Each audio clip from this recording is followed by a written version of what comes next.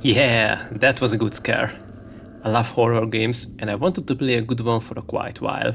And Alone in the Dark, the new Nightmare, was on my backlog, so I decided to give it a go and see how good it is, how did it aged, and if the game worth playing it today.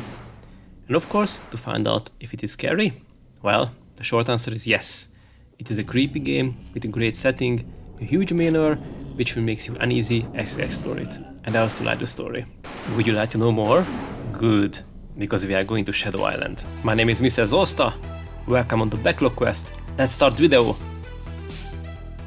Before we jump into the game, I wanted to show you the main menu, because I like this strange noise in the background and the cool voice when you press the start button. Listen. Alone in the dark. The intro is a typical early 2000s video. I like how the camera goes through the letters while we are zooming into the office of Edward Carnby, the private investigator whose office is filled with clues regarding Shadow Island. This is where we are going to investigate how the best friend of Carnby died on the island. Our partner will be Elaine, but of course something happens on the way to the island. A huge flying monster attacks the plane. The two main characters must jump from the plane. I like how he just threw her out of the plane.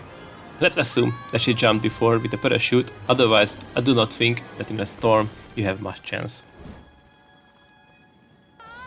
But luckily she lands on the manor, and Carnby lands in the forest, and we have to choose which character we are going to play with. The story will be very similar, the only difference is where are you start on the island and which items are you going to use and where. So let's see your options. Carnby has a gun. That's cool, that is his character trait. But what about Elaine? Character trait, father unknown. Is he supposed to come with me to play with her? No, I go with the guy and the gun. On a place like this, I need a gun. So, you start to explore your surroundings. The first impressions to the game are good. The overgrown garden is creepy, the thunderstorm, the rain, and the strange noises in the distance. I like it. As you explore, you are going to have your first encounter what you can expect on the island. I like it. And now, if you're already speaking about jump scares, I have to say that they are mild throughout the game. Nothing crazy. I'm not a big fan of jump scares, but here they are creating a good atmosphere. What is good, that there are not too many and you are not expecting them constantly, because you know that there will be one every 5 minutes. I would like to mention the character control, which is a classic tank style control. If you played games from this era, we are going to be familiar with it. Some people hate it, some people don't mind it, I'm the latter.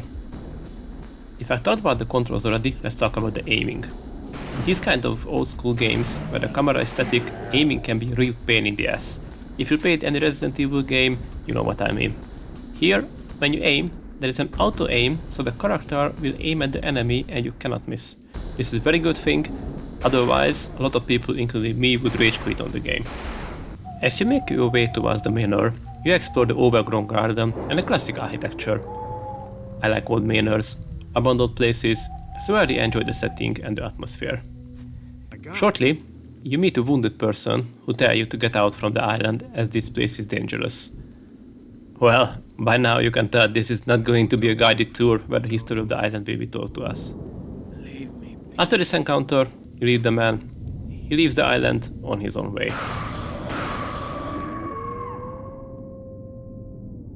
Anyway, let's continue our way to the manor. But I noticed that there are too many dogs around the manor. I was wondering if this place was a dog breeding farm or what. I kept running into dogs, kept shooting them and they just keep coming. Okay, let's say positive, this was a good chance to practice the combat. Anyway, once you reach the manor throughout the sewers, hold on. By the way, have you noticed that the main route to the buildings are always closed, blocked in these kind of games? You always have to go through the sewers, underground passages or whatever. I never played any horror game where you can just waltz into the main door and get into the building. But what I like in this game is the small details, which makes the atmosphere good.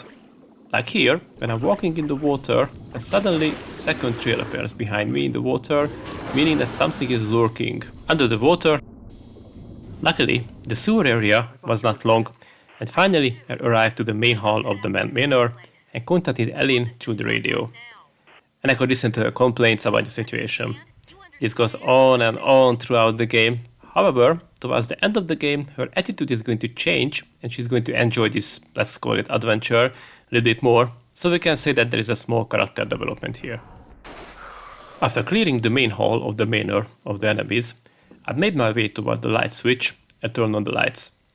Let me talk about this because this small detail adds so much to the atmosphere of the game. You can turn on the lights in dark rooms and corridors, which obviously makes the environment more brighter, but there will be dark corners and areas, which makes the experience and atmosphere really good. You can still see the darkness and the rain outside throughout the windows. I think this adds a lot to the experience, as when you switch on the lights, you feel a bit relieved, so your feelings of slight tension and relief keep changing constantly. The game keeps the suspense on not just with the visuals and the sounds, also with the low amount of first aid kits and ammo. You feel relieved when you finally found some. Here's a pro tip for you. Save on first aid kits and use it only when it's really necessary. Also, save after only major things or after you finish a difficult section, as the save charms are not really distributed evenly throughout the game.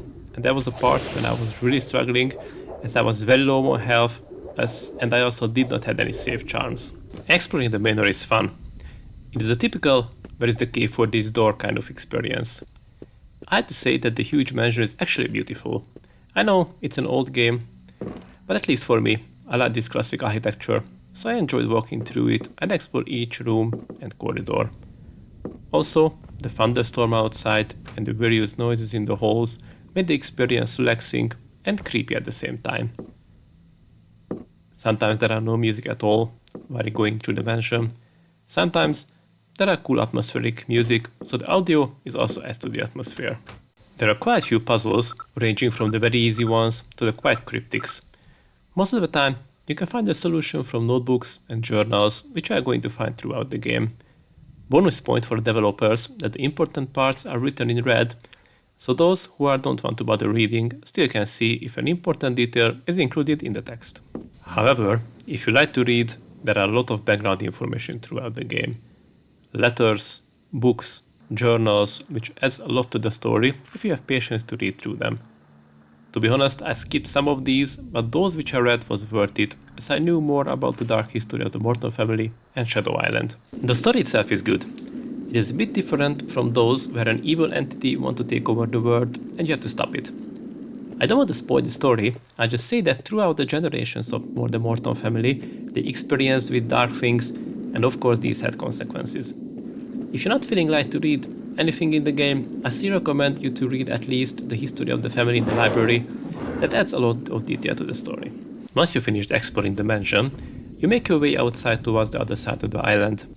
And here I had some Lovecraft vibes, as I visited ritual sites and the whole premise is completely different from the first part of the game. Here you are going to places like a dark chapel, swamps and caves. Some people complain that this part is boring. I feel the opposite.